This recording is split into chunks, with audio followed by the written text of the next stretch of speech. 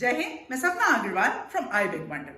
देखिए, सत्र 2023 और 24 स्टार्ट होने वाला है। मतलब अगले 2-3 महीने सभी स्कूल्स के स्टेक होल्डर्स के लिए बहुत ही इंपॉर्टेंट होने वाले हैं। क्यों?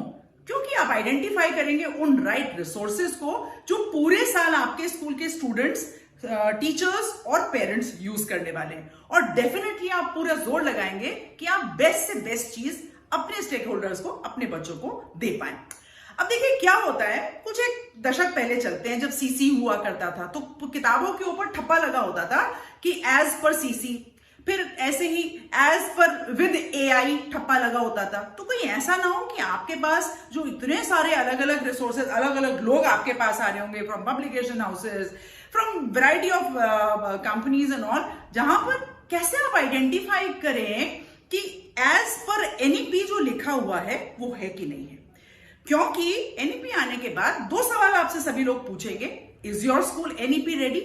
चलिए, इसका उत्तर आप बहुत ढंग से दे पाएंगे, मैंने पहले अपने कई वीडियोस में मेंशन भी किया है। दूसरा सवाल ये कि जो करिकुलम आप चूज कर रहे हैं, how is it mapped with NEP? आप कैसे आइडेंटिफाई करेंगे? क्योंकि हर टीचर के साथ बैठना, हर पुस्तक के साथ इतना तो समय हर एक के पास नहीं होता है। तो चलिए, आज इस वीडियो के अंदर मैं आपको वो सारे पॉइंट्स एक एक करके बताती हूं, जिससे आप आराम से एनईपी के अकॉर्डिंग आइडेंटिफाई कर सकते हैं, राइट? और कैसे मैप्ड हो, क्या क्या चीजें आपको चाहिए ही चाहिए, जिसको बोलते हैं ना नॉन निगोशिएबल, चाहिए ही चाहिए हमको अपने करिकुलम के अंदर, वो आप डिमांड कर सकते हैं, राइट? सो चलिए, जल्दी से मेरे वीडियो को लाइक करें, चैनल को सब्सक्राइब करें, लास्ट तक पूरा वीडियो देखिएगा। मैं काफी रिसर्च करके इन वीडियोस को बनाती हूं ताकि आप तक कोई नोटिफिकेशन मिस ना हो, तो बेल बटन भी दबा दीजिए। जैसे जैसे हम वीडियो शुरू करेंगे, मैं टुवर्ड्स द एंड अपने वीडियो के अंदर एक ऐसे टिप छोड़ा है मैंने, जो शायद मेरी तरफ से आप सबके लिए एक बोनस गिफ्ट होगा। वहां तक आप उसको पहुंचे, एंजॉय करें। और जो मैं आज अपनी वीडियो के अंदर शेयर कर रही हूं, अगर आपके पास कोई एडिशनल पॉइंट है जो आप हमारी सबकी ऑडियंस को बताना चाहें आई बिग वंडर की, तो कमेंट बॉक्स में जरूर डालिएगा। तो चलिए देखिए, जब हम एनईपी की बात करते हैं तो एनईपी क्या कह रहा है? तो बेसिकली जो करिकुलम या पेडागॉजी स्कूल्स के अंदर हो, वो होलिस्टिक हो, इंटीग्रेटेड हो, एंजॉयबल हो और बच्चा एंगेजिंग हो। ये 4 शब्द आपको ध्यान रखने हैं, जो थ्रू आउट पुस्तकें आप कहीं से भी लें, चाहे एनसीईआरटी से लें, लेकिन इन 4 शब्दों का आपको ध्यान रखना है। कैसे कैसे वो मैं सारी चीजें बताती हूँ, आई बटन पर भी वीडियो लगा दूंगी और नीचे डिस्क्रिप्शन बॉक्स में एक प्लेलिस्ट का लिंक छोड़ा है आपके लिए, क्योंकि काफी सारे वीडियोस में इसके ऊपर बना चुकी हूँ अलग अलग चीजों के लिए, राइट? थोड़ा समझिए, फाउंडेशनल स्टेज के अंदर जो 5 साल है, वहां पे ध्यान रखना है फ्लेक्सिबल, मल्टी लेवल, प्ले का ध्यान रखना है, एक्टिविटी बेस्ड लर्निंग का ध्यान रखना है। इसको हमने बोला है ईसीसीई, है ना? ईसीसी के ऊपर मैंने जैसे बोला सेपरेट वीडियो भी है। इसके बाद आया प्रेपरेटरी स्टेज। ये 3 साल का एजुकेशन बिल्डिंग है। यहाँ पर play, discovery, activity based pedagogical चीजों को याद रखना है। करिकुलर स्टाइल वही होगा जो फाउंडेशनल स्टेज में था, ठीक है ना?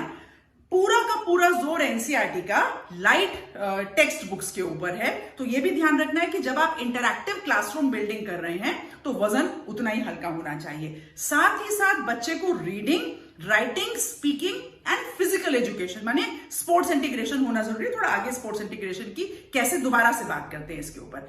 आर्ट्स, लैंग्वेजेस और साइंसेज और मैथमेटिक्स, ये सारी ही चीजें जरूरी हैं प्रेपरेटरी स्टेज के अंदर। इसके बाद आती है हमारी मिडिल स्टेज। वो याद कर लीजिएगा, 5+3+3+4, बस वहीं से चल रही हूं। अब मिडिल स्टेज की बात आती है, यहां पर भी 3 इयर्स ऑफ एजुकेशन आ गया। तो पेडागॉजिकल और करिकुलर स्ट्रक्चर हमारा क्या होगा? जो प्रेपरेटरी स्टेज में था, ग्रेजुअली प्रोग्रेशन में बढ़ रहा है। यहां पर सब्जेक्ट टीचर्स का इंट्रोडक्शन हो जाएगा, जो एब्स्ट्रैक्ट कॉन्सेप्ट्स को हर सब्जेक्ट से निकालकर बच्चे को पढ़ाने वाले हैं, समझाने वाले हैं। स्टूडेंट्स को रेडी होना है sciences, mathematics, arts, social sciences और ह्यूमैनिटीज के लिए। क्यों? क्योंकि वो आगे इंटीग्रेटेड करिकुलम के अंदर इसको चूज करेंगे। तो ये उनका मैदान है युद्ध के लिए तैयार होने के लिए। कौन सा युद्ध? जीवन का युद्ध, जहां पर उनको सक्सेसफुल होना है। ध्यान रखिए कि मिडिल स्टेज के अंदर एक्सपीरियंशियल लर्निंग हर सब्जेक्ट के साथ आना जरूरी है। मतलब लैंग्वेजेस में भी आएगा क्या? जी बिल्कुल आएगा, लैंग्वेजेस के अंदर भी, जहां पर सब्जेक्ट रिलेटेड एक्सप्लोरेशन स्टूडेंट करेंगे और बहुत सारी सब्जेक्ट टीचर्स के साथ स्पेशलाइज्ड सब्जेक्ट के अंदर इंक्वायरी करेंगे। कैसे? अलग से मैंने वीडियो बनाया है, आप उसको जरूर, 2 मैंने अलग फैक्ट वीडियो बनाए हैं एक्सपीरियंशियल लर्निंग के ऊपर, आप जरूर जाकर देखें। इसके बाद आया हमारा सेकेंडरी स्टेज। ये 4 साल को डिनोट करता है, 9, 10, 11, 12। यहां पर सब्जेक्ट ओरिएंटेड पेडागोजिकल और करिकुलर जो स्टाइल होगा कहां से आया, मिडिल स्टेज से, है ना। यहां पर ग्रेटर डेप्थ में जाएंगे, क्रिटिकल थिंकिंग बढ़ेगी, अटेंशन टू लाइफ एस्पिरेशंस, क्या उनको फ्यूचर में करना है। क्लास 10 के बाद अगर कोई ड्रॉप आउट करके वोकेशनल में मूव फुल टाइम करना चाहता है वो भी ऑप्शन है, मूव करके वापस मेन स्ट्रीम में आना चाहते हैं वो भी ऑप्शन है। उसके ऊपर भी मैं सेपरेट बातचीत कर चुकी हूं। खैर, स्टूडेंट्स जो हैं, मतलब जैसे मैंने आपको बोला यहां पर बहुत ऑर्गेनाइज होना स्टार्ट हो जाएगा। अब ये जो मैंने सारी आपको 3 स्टेजेस बताई ना, फाउंडेशनल, प्रेपरेटरी, मिडिल और सेकेंडरी, यहां पर पूरी बार मैंने बार बार किन शब्दों का इस्तेमाल किया है, करिकुलर एंड पेडागोजिकल डिजाइन। क्यों? अब इन शब्दों पर ध्यान दें आप। ऑप्टिमाइज लर्निंग करनी है स्टूडेंट्स के, स्टूडेंट बेस्ड है, जो कॉग्निटिव डेवलपमेंट ऑफ चिल्ड्रन करे, राइट। यहां पर नेशनल और स्टेट लेवल करिकुलम दोनों ही डेवलप करे जा रहे हैं, साथ ही साथ फिजिकल इंफ्रास्ट्रक्चर्स के अंदर भी काफी सारे चेंजेस ऑलरेडी सजेस्टेड कर दिए गए हैं। बात जल्दी से कर लेते हैं होलिस्टिक डेवलपमेंट ऑफ लर्नर्स की। तो होलिस्टिक डेवलपमेंट का मतलब क्या हुआ, रोट लर्निंग बहुत ज्यादा प्रचलन में आ गई थी इतने सारे सालों में। अब अगर रोट लर्निंग के बारे में आप और डिटेल में जानना चाहते हैं तो मुझे वीडियो अलग ही बनाना पड़ेगा, कमेंट बॉक्स में डालिएगा, मैं अलग से वीडियो बना दूंगी, ठीक है। तो बेसिकली यहां पर हमें बच्चों को रियल अंडरस्टैंडिंग पर लेकर आना है, कॉन्सेप्ट क्लियरिंग के ऊपर लेकर आना है।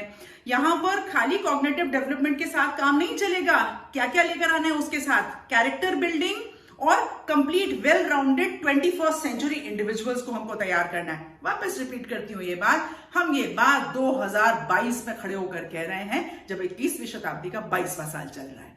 खैर, ये सारी बात होते होते जो हमारे मेन क्रिटिकल गोल्स हैं हम उनके ऊपर आते हैं। अब एनसीईआरटी ने जो एनसीएफ बनेगा, मैं अभी आके एनसीएफ की भी चर्चा करती हूं आपके साथ। एनसीईआरटी ने कहा कि करिकुलम को रिड्यूस करें, क्यों? ताकि बच्चों का एसेंशियल लर्निंग एनहांस हो और क्रिटिकल थिंकिंग बढ़े। तो यहां पर हम बात कर लेते हैं कि क्रिटिकल थिंकिंग बढ़ने के लिए आपको पुस्तकों में क्या क्या ढूंढना है। आपको पुस्तकों में देखना है कि पुस्तकें, मतलब होलिस्टिक की तो मैंने बात करी ली, इंक्वायरी बेस्ड हो, डिस्कवरी बेस्ड हो, डिस्कशन बेस्ड हो, एनालिसिस बेस्ड लर्निंग हो। ये चारों पॉइंट आप ध्यान रखें। कैसे? चलिए थोड़ा सा और आगे डिटेल में बताती हूं। जो कंटेंट है वो की कॉन्सेप्ट्स, आइडियाज, एप्लीकेशन और प्रॉब्लम सॉल्विंग, ये फिर 4 पॉइंट आपको ध्यान रखने हैं। जिन कॉन्सेप्ट्स को कवर किया गया है, बाकी सारे पॉइंट्स मैंने यहाँ पे क्लियर किए। पर्सनल जानना चाहेंगे तो डालिए, मैं जरूर आपको बताती हूँ। अगर आप चाहेंगे कि मैं इसके ऊपर एक लाइव वर्कशॉप कर लूं तो भी मुझे बताइएगा, मैं जरूर आपके साथ यूट्यूब पर यहाँ पर अपने एक लाइव वर्कशॉप करूंगी, राइट। अब जो टीचिंग और लर्निंग होगी कैसे होगी, इंटरैक्टिव। अब इंटरैक्टिव क्यों होगी, इससे पहले मैंने जो पॉइंट बताया उसको वापस आप रेफर कर लें। क्वेश्चन बच्चों से पूछे जाएंगे क्लास में। कैसे क्वेश्चन पूछे, आई बटन पे लिंक लगाया, जाकर सेपरेट वीडियो देखिए, एक ही वीडियो के अंदर सारे पॉइंट्स नहीं डाल सकती हूं।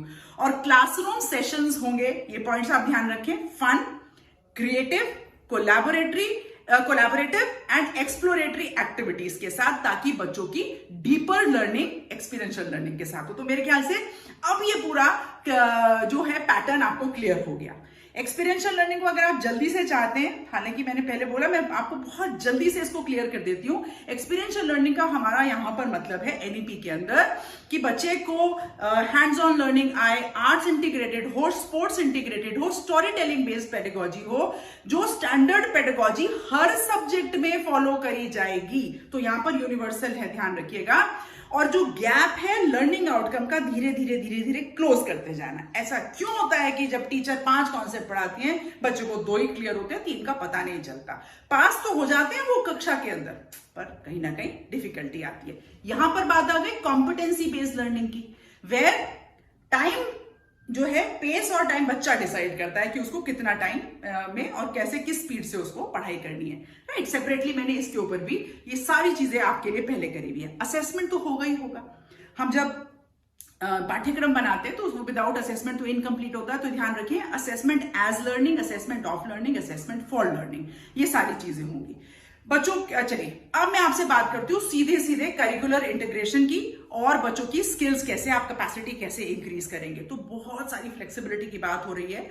हालांकि यहां पर अभी भी हमने देखा कि जो बच्चे सब्जेक्ट्स चूज कर रहे हैं, खासतौर पे क्लासेस 11, 12 में, वो अभी भी ह्यूमैनिटीज, साइंसेज और कॉमर्स चूज कर रहे हैं। वो इंटीग्रेशन अभी तक उस लेवल पर, हालांकि वर्क चल रहा है, पर हुआ नहीं है। हालांकि क्लास 12 के बोर्ड के बाद सीयूईटी का इंट्रोडक्शन हो गया है, जहां पर बच्चा एक कॉमन टेस्ट देगा। ओके, आपको अपनी पुस्तकों के अंदर, आपको अपने एनुअल पेडागोजिक प्लानिंग के अंदर, आपको जो आप मार्केट से ले रहे हैं, चाहे एनसीईआरटी की बुक्स या प्राइवेट पब्लिकेशंस की बुक, ये जो पॉइंट्स मैंने लिखे हुए हैं इनका बहुत ध्यान रखना है। क्या है देखिए, और कैसे कैसे आप आइडेंटिफाई करेंगे, जो मैंने शुरू में वीडियो के कहा था। किताबों के अंदर साइंटिफिक टेम्पर और एविडेंस बेस्ड थिंकिंग होनी चाहिए। अ क्लास विद, आप कैसे आइडेंटिफाई करेंगे which class is learning? The class which is thinking. जो डिजाइन जिसको बोलते हैं ना, डिजाइन थिंकिंग के ऊपर भी बहुत सारी बातें होनी चाहिए। Creative and innovativeness, sense of aesthetics and arts, oral and written communication, खाली एक तरफ से डाउनलोड नहीं देना है, इंटरैक्शन होना चाहिए। पढ़ाई के साथ साथ जो हमारा एसडीजी का भी एक गोल बहुत इंपॉर्टेंट है, हेल्थ एंड न्यूट्रिशन के ऊपर भी ध्यान देना है। Physical education, fitness, wellness, yoga, sports, इन सब की बात आपके सिस्टम के अंदर होनी चाहिए। पढ़ाई करने का मतलब ये नहीं है कि हम इन सारी चीजों से हट जाएं। कोलैबोरेशन एंड टीम वर्क होना चाहिए। Problem solving and logical reasoning constantly चलनी चाहिए, खाली मैथ्स में नहीं, खाली साइंस में नहीं, वो तो साइंटिफिक टेम्परामेंट की बात हो गई। प्रॉब्लम सॉल्विंग तो हमारी लैंग्वेजेस और स्टोरी टेलिंग के अंदर भी होता है ना। पंचतंत्र, जातक कथाएं और हितोपदेश तो यही सिखा रही है ना सारी चीजें। वोकेशनल एक्सपोजर, जो मैं आगे 10 बैगलेस डेज की बात करूंगी, रेगुलरली होना है। डिजिटल लिटरेसी, अब देखिए डिजिटल के ऊपर तो बहुत सारी चीजें हैं। खाली वीडियोस आप अपने क्लास में दिखा देते हैं, वो डिजिटल नहीं होता है। आप बच्चों को एसएमएस भेजते हैं डायरी कम्युनिकेशन या एल्मनैक की जगह, वो डिजिटल नहीं होता। तो डिजिटल एक बहुत बड़ा वर्ड है, जहां पर आपने ERP, LMS, learning management software या लर्निंग मैनेजमेंट सॉल्यूशन सुना होगा। अगर आप चाहते हैं मैं इसके ऊपर भी एक वीडियो बनाऊं, कमेंट बॉक्स में डालिएगा, मैं सेपरेटली इसके ऊपर वीडियो डिटेल में आपको बनाकर बताऊंगी कि एक्चुअली होता क्या है। राइट, जब इतने सालों से बिना एलएमएस के पढ़ रहे थे बच्चे, तो अब एलएमएस की जरूरत क्यों आ गई? तो पूरी डिटेल उसके ऊपर बात करेंगे। पर एनईपी ये कह रहा है कि कोडिंग और कॉम्पिटिशनल थिंकिंग ये जरूरी है। ये बाकी सारी चीजें जो आप देख रहे हैं ना, दैट इज ऑल, मतलब आप इसको स्लाइड को रोक कर आराम से देखें, समझें और फिर आगे बढ़ें। मैं बात करती हूं करिकुलम के अंदर नॉलेज ऑफ इंडिया को आप आइडेंटिफाई करें है कि नहीं। अगर नॉलेज ऑफ इंडिया बुक्स में मिसिंग है आपकी, खासतौर पे लैंग्वेज बुक्स के अंदर, do not accept those books. The books should have stories which talk about a legacy of India, right, जहां पर हमारी फंडामेंटल राइट्स की जगह फंडामेंटल ड्यूटीज की बात करी गई हो। आइडेंटिफाई, आप टीचर्स के साथ बोलें कि इसको ये आइडेंटिफाई करें कि इस किताबों के अंदर वो मेंशन है कि नहीं। एनवायरमेंटल अवेयरनेस, हम कैसे कंजर्वेशन करेंगे वाटर का या रिसोर्सेज जो हमारे हैं। हम हाइजीन, स्वच्छता कैसे मेंटेन करेंगे, बुक्स में मेंशन है कि नहीं है। Right, gender sensitivity, ethical and moral reasoning, हमारी आर्म फोर्सेस के ऊपर बात करी गई है कि नहीं करी गई है। Current affairs and knowledge of जो इश्यूज चल रहे हैं उनके ऊपर बात करी गई है कि नहीं, या नेम 5 मॉन्यूमेंट्स, नेम, वही चले जा रहा है, वही स्टैंडर्डाइज चीजें चली जा रही हैं। उससे ऊपर उठ के डिस्कशन कहीं आया कि नहीं आया। जब आप किताबें सेलेक्ट कर रहे हो तो ध्यान रखें ये कुछ कंटेम्प्रेरी सब्जेक्ट्स हैं जो आपके करिकुलम में होने ही चाहिए। क्या? आर्टिफिशियल इंटेलिजेंस, मैंने अभी बात करी थी, design thinking, holistic health, organic living and environmental education, साथ ही साथ ग्लोबल सिटीजनशिप की एजुकेशन। यहां पर एक्सचेंज प्रोग्राम्स भी होंगे। एक्सचेंज प्रोग्राम्स के लिए तो खैर आप वर्चुअली भी आजकल बहुत इसका लाभ उठा सकते हैं। राइट, जैसे मैंने पहले कहा था कि मैथमेटिक्स और mathematical thinking, similarly computational thinking process foundational stage से एक इंपॉर्टेंट फीचर है जो आपके करिकुलम में होना चाहिए। इसको नहीं भूलेंगे बिल्कुल भी, चाहे कुछ भी हो जाए। क्विकली कुछ पॉइंट्स को रिपीट करते हैं और रिवाइज करते हैं। क्लासेस 6 to 8 के अंदर बच्चा एक फन कोर्स लेगा जिसको हमने वोकेशनल के साथ जोड़ा है, पॉटरी, गार्डनिंग, ये सारी चीजें। राइट, फिर जैसे जैसे बच्चा बढ़ रहा है, एनसीईआरटी, एनसीएफ के साथ मिलकर काफी बन रहा है। एनसीएफ आने में ही होना चाहिए। 10 बैगलेस डेज के ऊपर मैं पूरा एक सेपरेट एक्टिविटीज के ऊपर वीडियो बना चुकी हूँ। क्विजेस आप कैसे लेकर आएंगे, मैंने नॉलेज ऑफ इंडिया की बात करी थी। आई एम श्योर बहुत सारे लोगों के मन में आ रहा होगा नॉलेज ऑफ इंडिया को आइडेंटिफाई कैसे करें हम, कि भाई किताबों में है या नहीं है इसके अंदर। तो हमें आइडेंटिफाई करना है कि एंशियंट इंडिया ने क्या कॉन्ट्रीब्यूशंस किए हैं मॉडर्न इंडिया को डेवलप करने के लिए, और हमारे फ्यूचर एस्पिरेशंस कहाँ हैं, कहां पर पहुंच रहे हैं। कम से कम 3 एरियाज में, एजुकेशन, हेल्थ और एनवायरमेंट के अंदर, है ना। तो हमारे Indian knowledge systems, tribal knowledge और इंडिजिनस और जो ट्रेडिशनल वेज ऑफ लर्निंग है, उनका कितना बड़ा महत्व और कितना बड़ा योगदान है विश्व के पाठ्यक्रम के अंदर, खाली इंडिया के पाठ्यक्रम के अंदर नहीं, है ना। तो ये सारी चीजें आपको ध्यान रखनी है। साथ ही साथ देखिए, जब हम ये बात कर रहे हैं तो बच्चों को डूइंग व्हाट्स राइट, एक लॉजिकल फ्रेमवर्क सिखाना जरूरी है, that is making ethical decisions. Right, right. आगे जाके प्लेजरिज्म, चीटिंग, अनइक्वालिटी, इन सब के ऊपर इसका बहुत ज्यादा इफेक्ट पड़ने वाला है। तो क्यों ये सिखाएं, हर चीज का लॉजिक है, राइट। तो मेरे इतने सारे एनईपी के ऊपर जो वीडियोस है ना, आप उसको जरूर जाकर टाइम पर रेफर कीजिए, आपको सारे पॉइंट्स उसके अंदर मिलेंगे, राइट। देखिए, अब हम जो बात कर लेते हैं, मैंने आपसे जैसे कहा कि ये सारी चीजें फाउंडेशनल से स्टार्ट हो गई हैं, culture, tradition, heritage, customs, language, philosophy, geography, सारी चीजें, कंटेम्प्रेरी नॉलेज, सारी चीजों की मैंने आपसे बात कर ली है ना। और आपको समझ में भी आ रहा होगा कि हाँ, बिल्कुल सही बात है, एजुकेशन रिलेटेबल है, रेलिवेंट है, इंटरेस्टिंग होनी चाहिए और इफेक्टिव भी होनी चाहिए, राइट। तो देखिए, बच्चे को जब स्कूल में बच्चा पढ़ने के लिए आता है ना, तो खाली सिलेबस कंप्लीट करने के लिए नहीं आता, और जो करिकुलम आप उसके लिए चूज कर रहे हैं, बच्चा बन जाता है उसी से पढ़ने के लिए। तो आज के वीडियो को जो मेरे पेरेंट्स भी देख रहे हैं ना, आप भी प्रश्न कर सकते हैं अपने स्कूल के सिस्टम से जहां आपका बच्चा पढ़ रहा है कि किताबें किस वजह से चयन की गई हैं। प्रश्न पूछेंगे तो उत्तर मिलेगा भी, है ना, क्योंकि वो भी जहां से चयन कर रहे हैं उनसे वो पूछेंगे किताबें हम क्यों चयन करें। तो ये तो एक साइकिल है जिसको हर एक को फॉलो करना है, राइट। एनसीएफ बन रहा है, रिलीज होगा, और ये भी तय हो गया है कि हर 5 से 10 साल में इसको फ्रंट लाइन करिकुलम की तरह से इसको आइडेंटिफाई किया जाएगा, राइट। एनसीईआरटी की बुक्स किस लिए ली जाती हैं? नंबर 1, जो एनसीईआरटी की किताबें होती हैं, काफी उनमें कॉम्प्रिहेंसिव चीजें होती हैं, काफी डिस्कशन होता है, एनालिसिस होता है, लाइट वेट के ऊपर काम हो रहा है, और काफी कॉस्ट फ्रेंडली भी होती हैं। तो उस वजह से भी स्कूल्स उनको काफी आइडेंटिफाई करते हैं, राइट। तो हर कम्युनिटी तक, हर एक तक वो पहुंच पाती हैं ये सारी चीजें। देखिए, मैंने आपसे जो बात करी है ना, बहुत सारे कंसर्टेड एफर्ट्स चल रहे हैं एनसीईआरटी और एससीईआरटी के द्वारा, स्कूल्स के साथ, एजुकेटर्स के साथ, स्कूल का वजन, मतलब बस्ते का वजन कम करने के लिए और इंपॉर्टेंट लर्निंग बढ़ाने के लिए। तो जो मैंने आपसे कहा था ना कि मेरे वीडियो में लास्ट की तरफ मैंने आपके लिए एक छोटा सा पॉइंट रखा है जो आपके लिए गिफ्ट की तरह से होगा, तो बस यही है वो पॉइंट। ये सवाल आप जरूर अपने आप से पूछें, how is it mapped with NEP. अगला सवाल, what are the activities for experiential learning? अगला सवाल, how will the teacher create discussion and thinking in the class? And next सवाल, कौन कौन सी स्किल्स कवर करी हैं आपने? और पांचवा और आखिरी सवाल, how is storytelling over there? Just show me. I am sure आपको मेरा वीडियो बहुत ही हेल्पफुल रहेगा, क्योंकि आप पूरे 1 साल के लिए अपने करिकुलम को आइडेंटिफाई करते हैं, फिर बीच में कुछ भी चेंज नहीं कर सकते। यही समय है पूरा जोर लगाकर राइट चीज को आइडेंटिफाई करने के लिए। मेरे वीडियो को लाइक करें, चैनल को सब्सक्राइब करें, बेल बटन दबाना न भूलें ताकि आप कोई भी नोटिफिकेशन मिस नहीं कर पाए। आप चाहते हैं कि मैं रिसर्च करके किसी और टॉपिक पर वीडियो आपके लिए लेकर आऊं, मुझे कमेंट बॉक्स में डालें, मेरे साथ जुड़ें। मैं हमेशा कहती हूं that everybody has a right to say I big wonder. आज के लिए जय हिंद।